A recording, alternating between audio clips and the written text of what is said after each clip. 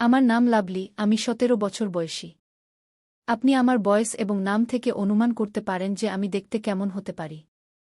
আমি একটি ছোট শহরে থাকি। আমার বাড়ি বড় নয়, কিন্তু আমার জন্য এটি পৃথিবীর সবচেয়ে সুন্দর কোণ। মা, বাবা এবং আমার ছোট ভাই আদিত্য, শুধু আমাদের ছোট্ট পরিবার। শহরের গলিতে সবাই একে অপরকে চেনে, কিন্তু একটি বাড়ি সবসময় অদ্ভুত ছিল, শেখর কাকার বাড়ি। শেখর কাকার সম্পর্কে কেউ বেশি কিছু জানে না। তিনি প্রায় ৫০ বছর বয়সী, কিন্তু তার চোখে একটি অদ্ভুত খালি ভাব দেখা যায়, যেন কোনো অসম্পূর্ণ গল্প যা শোনার কেউ নেই। তিনি বেশিরভাগ সময় তার বাড়িতেই থাকেন, এবং যখন বাইরে আসেন, শুধুমাত্র সবজি কিনতে বা কোনো জরুরি কাজে। কিন্তু আমার তার সাথে প্রথম দেখা খুবই অদ্ভুত এবং ভয়ানক ছিল। সেই সন্ধ্যার সময় ছিল। সূর্য ধীরে ধীরে অস্ত যাচ্ছিল এবং হালকা শীতলতা বাতাসে মিশে যাচ্ছিল। আমি আমার বই নিয়ে ছাদে বসেছিলাম, যখন হঠাৎ আমার নজর পড়ল শেখর কাকার বাড়ির ছাদে। তিনি সেখানে একা বসেছিলেন, আকাশের দিকে তাকিয়ে। তার চোখে এমন কিছু ছিল যা আমাকে অস্থির করে দিল। আমি তাকে একদৃষ্টে তাকিয়ে থাকলাম, এবং ঠিক তখনই তিনি হঠাৎ আমার দিকে তাকালেন। আমি মনে করলাম যেন আমি কোনো চুরিতে ধরা পড়েছি। আমি দ্রুত দৃষ্টি সরিয়ে নিলাম এবং বইয়ে মনোনিবেশ করার চেষ্টা করলাম। কিন্তু তখন একটি অদ্ভুত আওয়াজ শুনলাম, কারো কান্নার হালকা শব্দ। আমি আবার তার ছাদের দিকে তাকালাম, কিন্তু এবার তিনি সেখানে ছিলেন না। আমি ভাবলাম যে এটি হয়তো আমার ভুল ছিল, কিন্তু ঠিক তখনই আমার কানে একটি মৃদু আওয়াজ ভেসে এল, বাঁচাও। আমার হৃদয় দ্রুত স্পন্দিত হতে লাগল। সেই আওয়াজ কোথা থেকে এসেছিল? শেখর কাকার বাড়ি থেকে, নাকি আমার মস্তিষ্কের কোনো বিভ্রম? সেই আওয়াজ এখন আমার মনে গুঞ্জরিত হচ্ছিল। আমি ছাদে দাঁড়িয়েছিলাম, যেন আমার পা সেখানে আটকে গেছে। বাতাসে একটি অদ্ভুত শীতলতা ছিল, কিন্তু আমার ভেতরে কিছু অন্য বলছিল, একটি অস্থিরতা, একটি অজানা হুলস্থুল। আমি আমার বাড়ির দরজা থেকে উকি দিয়ে শেখর কাকার বাড়ির দিকে তাকালাম। সবকিছু স্বাভাবিক মনে হচ্ছিল। তাহলে সেই আওয়াজ কার ছিল?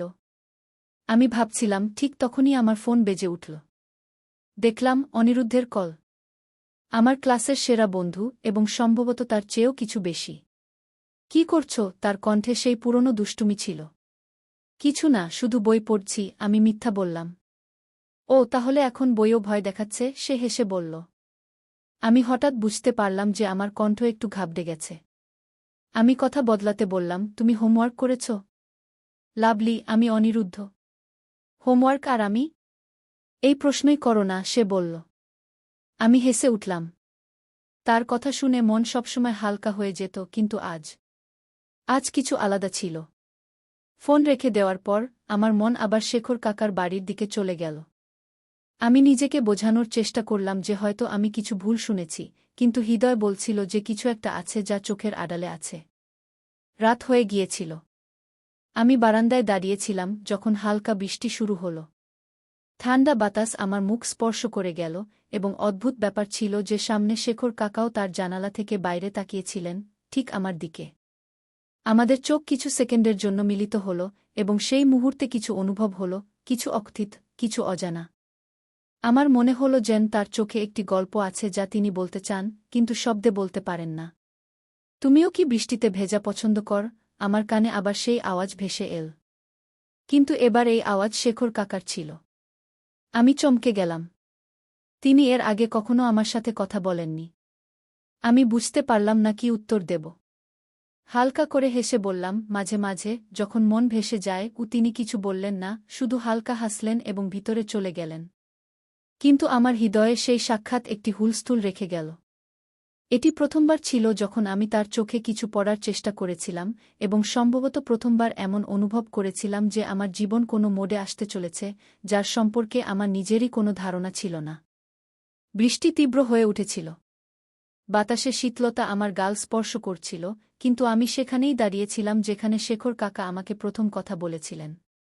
তুমিও কি বৃষ্টিতে ভেজা পছন্দ কর? তার শব্দ এখনও আমার মনে গুঞ্জরিত হচ্ছিল। তার চোখে একটি অদ্ভুত আকর্ষণ ছিল, গভীর বিষণ্ণতা, কিন্তু অনেক কিছু বলার। আমি কখনো ভাবিনি যে তিনি আমার সাথে কথা বলবেন, এবং তা এমনভাবে। আমার হৃদয় দ্রুত স্পন্দিত হচ্ছিল। আমি ঘরে ফিরে এলাম, কিন্তু মন এখনও সেখানে আটকে ছিল। শেখর কাকা, এই নামের সাথেই মনে একটি অদ্ভুত হুলস্থুল শুরু হল। তিনি কে? কেন এত চুপচাপ থাকেন? এবং আজ হঠাৎ তিনি আমাকে এটি কেন জিজ্ঞাসা করলেন? সারারাত আমার ঘুম আসেনি। বৃষ্টির ফোঁটা জানালা আঘাত করছিল এবং আমি শুধু পাশ ফিরছিলাম। আমি নিজেকে মিথ্যা সান্ত্বনা দিলাম যে এটি ছিল একটি সাধারণ কথোপকথন, কিন্তু সত্যি কথা হল তাদের কথাগুলো আমার ভেতরে কিছু জাগিয়ে দিয়েছিল। এভাবেই ভাবতে ভাবতে কখন যে আমার চোখে ঘুম এসে গেল তা টেরই পেলাম না। সকাল থেকেই বৃষ্টি থেমে গিয়েছিল। আমি যেমন প্রতিদিন ছাদে আসি, আজও এলাম। কিন্তু আজ আমার চোখ যেন নিজে থেকেই খুলে গেল। দরজা খুলে শেখর কাকা বাইরে এলেন। তিনি হালকা নীল রঙের শার্ট পরেছিলেন, চুল কিছুটা এলোমেলো ছিল, আর মুখে হালকা দাড়ি। জানি না কেন, কিন্তু সেই মুহূর্তে তিনি যেন কোনো চলচ্চিত্রের নায়কের চেয়ে কম ছিলেন না। আমি নিজেই নিজের উপর হেসে ফেললাম। আমি কি ভাবছি? তিনি তো আমার চেয়ে বয়সে অনেক বড়। কিন্তু এই চিন্তা থেকে নিজেকে সরিয়েও নিতে পারছিলাম না। হঠাৎ তিনি আমার দিকে তাকালেন। এবার আমি চোখ ফেরাতে পারলাম না। তিনি কয়েক সেকেন্ড ধরে আমাকে দেখলেন, তারপর হালকা করে হাসলেন। আমি ঘাবড়ে গিয়ে ভেতরে চলে গেলাম, কিন্তু মন এখনও সেখানেই ছিল, তার চোখের গভীরে কোথাও ডুবে গিয়ে। আজ আমাদের গলিতে কারও বিয়ে ছিল। সবাই রঙিন পোশাকে ঘুরছিল, কিন্তু আমার নজর শুধু একজনের দিকেই, শেখর কাকার দিকে। আজ প্রথমবার আমি তাকে এত সুন্দর করে সাজতে দেখলাম।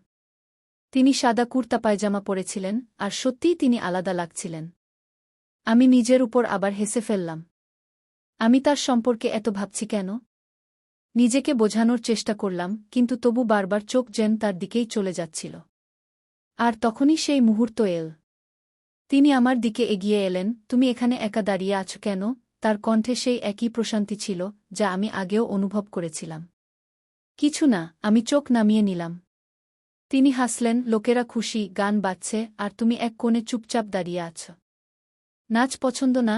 আমি হালকা করে হেসে মাথা নাড়লাম। পছন্দ, কিন্তু আমি কারো সাথে নাচ করি না। কি? তিনি পকেট থেকে হাত বের করে আমার দিকে বাড়িয়ে দিলেন। তাহলে আজ আমার সাথে করবে? আমার বুক ধড়াস করে উঠল। চারপাশে সবাই ছিল, কেউ দেখে ফেলতে পারত। কিন্তু সেই মুহূর্তে আমার দুনিয়ায় শুধু দুজন মানুষ ছিল, আমি আর শেখর কাকা। আমি তার চোখের দিকে তাকালাম। তিনি প্রথমবার এত কাছাকাছি। আমি কি সত্যিই তার সাথে নাচ করব? নিজেকে জিজ্ঞেস করলাম। তার চোখে এক অদ্ভুত প্রশান্তি ছিল, যেন সবকিছু থেমে গেছে। আমি তার দিকে তাকালাম, তার মুখে হালকা হাসি, কিন্তু চোখে এমন কিছু ছিল যা আমার হৃদয়কে জোরে ধাক্কা দিচ্ছিল। শেখর কাকা তার হাত আমার দিকে বাড়ালেন, যেন আমার উত্তরই শুধু তিনি চাইছেন। আমি হালকা করে ঠোঁট কামড়ালাম। আমার আঙুল কাঁপছিল, তবুও আমার মন এক অজানা অনুভূতিতে ভাসতে রাজি ছিল। লাভলি, পিছন থেকে মায়ের কণ্ঠ শুনে আমি যেন কোনো স্বপ্ন থেকে জেগে উঠলাম। তাড়াতাড়ি চোখ নামিয়ে নিলাম আর কিছু না বলে আমার দোপাট্টা ঠিক করতে লাগলাম। হ্যাঁ মা, এখানে কি করছ? চলো, অতিথিরা এসেছে। আমি আস্তে করে চোখ তুললাম। শেখর কাকা তখনও সেখানেই দাঁড়িয়েছিলেন, কিন্তু তার হাসি যেন একটু গভীর হয়ে গিয়েছিল। যেন আমার উত্তরই তার দরকার নেই, যেন তিনি আগে থেকেই জানেন আমি তার সম্পর্কে কি ভাবছি। আমি নিজেই বুঝতে পারছিলাম না কি অনুভব করছি। কিছু না বলে মায়ের সাথে বাড়ি চলে গেলাম, কিন্তু আমার বুকের ধড়ফটানি আগের মতোই তীব্র ছিল। বাড়ি ফিরে বিছানায় শুয়ে পড়লাম, কিন্তু ঘুম চোখ থেকে ক্রোশ দূরে। সেই মুহূর্ত বারবার আমার মনে ঘুরছিল। যদি মা ডাকতেন না, তাহলে কি আমি সত্যিই শেখর কাকার হাত ধরে ফেলতাম? এই প্রশ্ন যেন আমার মনের মধ্যে গুঞ্জন করতে থাকল। জানালা দিয়ে বাইরে তাকালে তার বালকনির আলো জ্বলছিল। মন চাইল ছাদে গিয়ে দেখি তিনিও কি আমার কথা ভাবছেন, কিন্তু নিজেকে থামিয়ে দিলাম। না লাভলি, তুমি একই ভাবছ, কিন্তু মন মানতে রাজি ছিল না। পরের দিন সকালের হালকা রোদ পাড়ার ছাদে ছড়িয়ে পড়েছিল। আমি কাপড় শুকানোর অজুহাতে ছাদে এসেছিলাম, কিন্তু আমার চোখ যেন কাউকে খুঁজছিল। আর তখনই যেন আমার ভাবনা তাকে ডেকে এনেছিল। শেখর কাকা গেটের কাছে দাঁড়িয়েছিলেন, কারো সাথে কথা বলছিলেন। কিন্তু যেই তিনি আমাকে দেখলেন, তার কথা একটু থামল। তিনি থামলেন, হালকা করে হাসলেন, আর আমি হঠালে এবং আবার কথোপকথনে ফিরে এলাম, কিন্তু আমি জানতাম তাদের মন এখনও আমার দিকে ছিল। আমি দ্রুত কাপড় শুকিয়ে নিচে নেমে এলাম, কিন্তু আমার মন সেখানেই আটকে রইল। সন্ধ্যায় বাড়িতে হুলস্থুল ছিল। মা রান্নাঘরে ছিলেন, বাবা খবরের কাগজ পড়ছিলেন, আর আমি জানালার পাশে বসে ছাদের দিকে তাকিয়েছিলাম। মন অস্থির হয়ে উঠছিল, আমি বুঝতে পারছিলাম না যে এসব কি হচ্ছে। শেখর কাকার জন্য এই টানাটানি কেন বাড়ছে? অনেক প্রশ্ন ছিল কিন্তু উত্তর কোনোটি ছিল না। হঠাৎ গলিতে শোরগোল শুনে আমি বাইরে উকি দিয়ে দেখলাম শেখর কাকা তার বাইক স্টার্ট করছিলেন। তিনি সম্ভবত কোথাও যাচ্ছিলেন, কিন্তু যাওয়ার আগে তিনি একবার আমার জানালার দিকে তাকালেন। আমার হাত পা যেন অবশ হয়ে গেল। এ কি কাকতালীয় ছিল, নাকি তিনি ইচ্ছে করে আমার দিকে তাকিয়েছিলেন? আমার মন বলছিল যে এটি শুধু কাকতালীয় হতে পারে না। তার বাইক ধীরে ধীরে গলি থেকে বেরিয়ে গেল, কিন্তু আমার হৃদয় তখনও সেখানেই আটকে ছিল। রাতে আমি বিছানায় শুয়েছিলাম, কিন্তু চোখে ঘুম ছিল না। যখনই চোখ বন্ধ করতাম, শেখর কাকার সেই গভীর দৃষ্টি আমার সামনে ভেসে উঠত।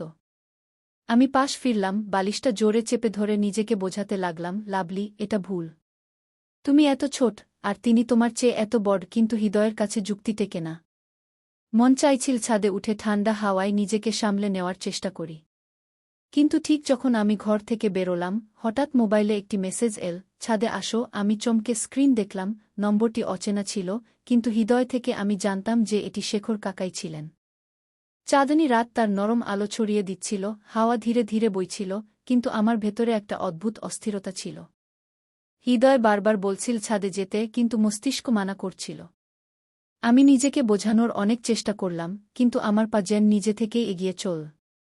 আমি এখনও কিছু ভাবতেই পারিনি, তিনি হালকা হাসি দিয়ে সেই কাগজের টুকরোটা আমার ছাদে ছুড়ে দিলেন। আমার হৃদয় জোরে ধড়ফড় করে উঠল। এক মুহূর্তের জন্য মনে হল যেন পুরো পৃথিবী থেমে গেছে।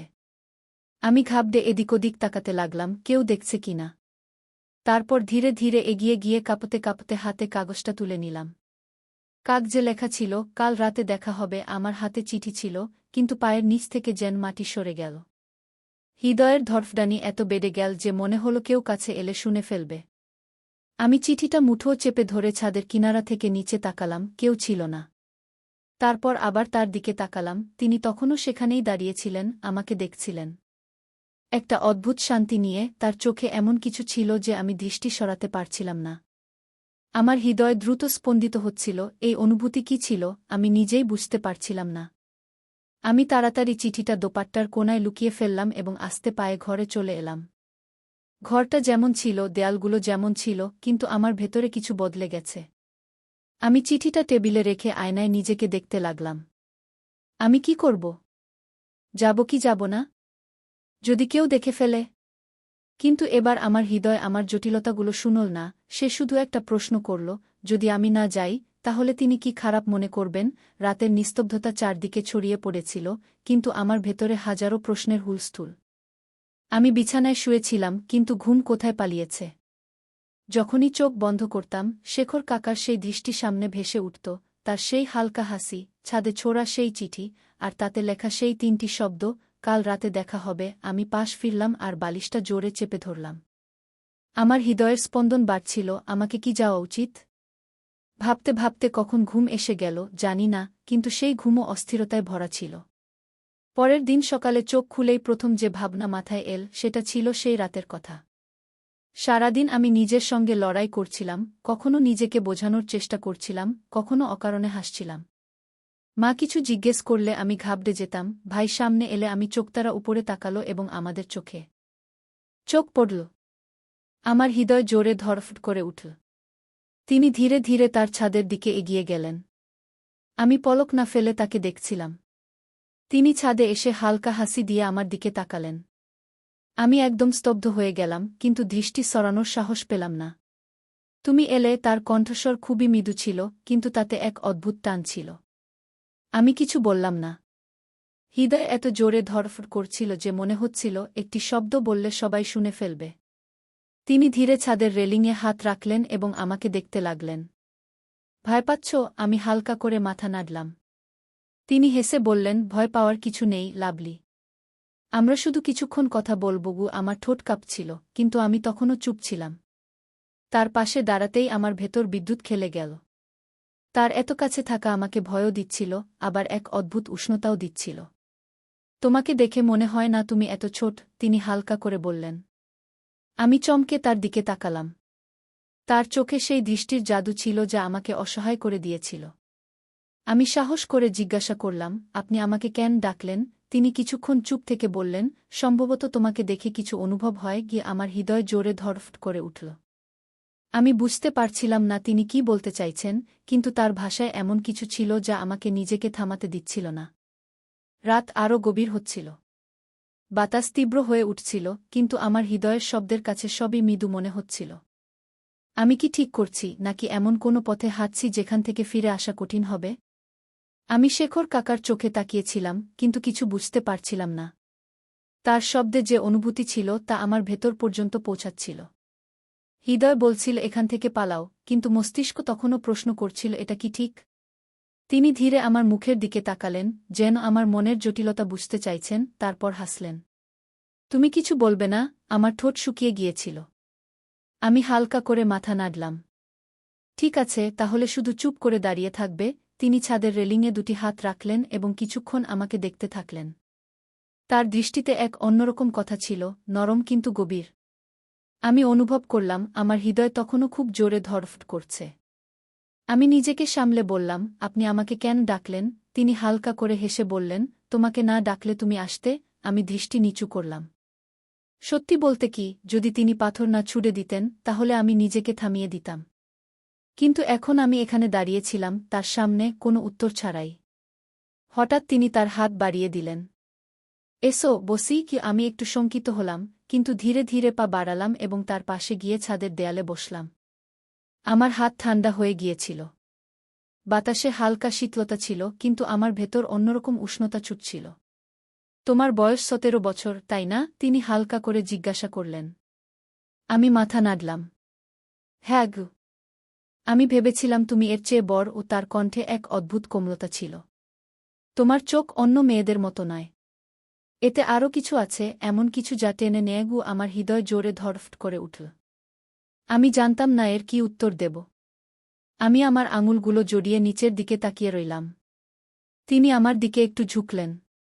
ভয় পাচ্ছ? আমি হালকা করে মাথা নাড়লাম। না। তিনি হেসে আমার মুখটা তার আঙুল দিয়ে একটু উপরে তুললেন। মিথ্যা বলছ। তোমার চোখ অন্য কথা বলছে। আমার শ্বাস আটকে গেল। তার আঙুলের হালকা স্পর্শ যেন আমার পুরো শরীরে শিহরণ ছড়িয়ে দিল। আমি তৎক্ষণাৎ দৃষ্টি সরিয়ে নিলাম এবং নিজেকে একটু পিছিয়ে নিলাম। তিনি আমাকে কিছুক্ষণ দেখলেন, তারপর আবার রেলিংয়ের দিকে ফিরে গেলেন।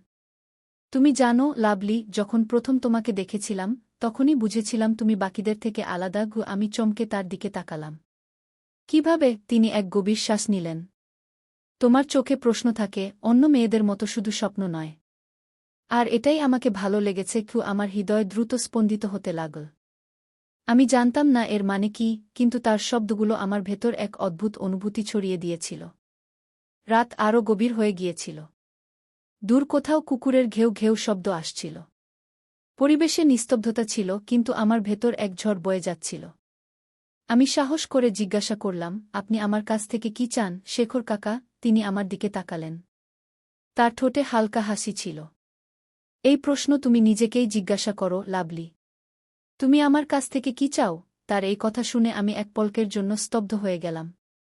আমার কাছে কোনো উত্তর ছিল না, বা সম্ভবত ছিল, কিন্তু আমি তা স্বীকার করতে ভয় পাচ্ছিলাম। আমি তার চোখে তাকিয়েছিলাম, কিন্তু এখন সেখানে আগের মতো কোমলতা ছিল না। এখন সেখানে অন্য কিছু ছিল, এমন কিছু যা আমার ভেতর অস্থিরতা তৈরি করছিল। শেখর কাকা, তুমি যে প্রশ্ন আমাকে করেছিলে, তুমি আমার কাছ থেকে কি চাও, তার উত্তর আমার কাছে ছিল না। অথবা ছিল, কিন্তু আমি তা নিজের কাছ থেকেও লুকিয়ে রেখেছিলাম। আমি আমার দৃষ্টি নিচু করে নিলাম। হৃদয়ের ধড়ফড়ানি যেন পুরো পরিবেশে গুঞ্জরিত হচ্ছিল। শেখর কাকা কিছুক্ষণ চুপ থাকলেন, তারপর একটি গভীর শ্বাস নিয়ে বললেন, সম্ভবত আমাদের এখন চলে যাওয়া উচিত। অনেক দেরি হয়ে গেছে। আমি মাথা নাড়লাম, কিন্তু পা যেন জমে গিয়েছিল। যাওয়ার ইচ্ছাই হচ্ছিল না, কিন্তু আমি এখানে আর থাকতেও পারছিলাম না। আমি নিজেকে জোর করে উঠিয়ে নিলাম এবং রেলিংয়ের ওপারে তাকালাম। চাঁদ এখন মেঘে ঢেকে গিয়েছিল, যেন আমার উৎকণ্ঠা অনুভব করছে। শেখর কাকা আমার দিকে তাকালেন। লাভলি, যদি আমি বলি যে আমি তোমাকে পছন্দ করি? আমার শরীরে বিদ্যুৎ খেলে গেল। আমি তাকে দেখলাম, কিন্তু তার মুখে কোনো সংকোচ ছিল না। তিনি খুব স্বাভাবিক ছিলেন, যেন তিনি একটি সাধারণ কথা বলেছেন। আমি জোর করে হাসার চেষ্টা করলাম। আপনি মজাক করছেন না? তিনি মৃদুভাবে মাথা নাড়লেন। না, আমি যা অনুভব করি তাই বলছি। আমার মনে হলো যেন আমার শ্বাস বন্ধ হয়ে গেছে। এটি কি সত্যিই ঘটছে? আমি কি সঠিক শুনছি? শেখর কাকা তখনও আমাকে দেখছিলেন। তার মুখে গম্ভীরতা ছিল, কিন্তু কোনো জোরাজুরি নেই, কোনো চাপ নেই। আমি কিছু বলার জন্য ঠোঁট খুললাম, কিন্তু কণ্ঠ গলা আটকে গেল। তারপর জানি না কেন আমার চোখে জল চলে এল। সম্ভবত ভয়, সম্ভবত উৎকণ্ঠা। আমি তাড়াতাড়ি আমার হাত দিয়ে তা মুছে ফেললাম।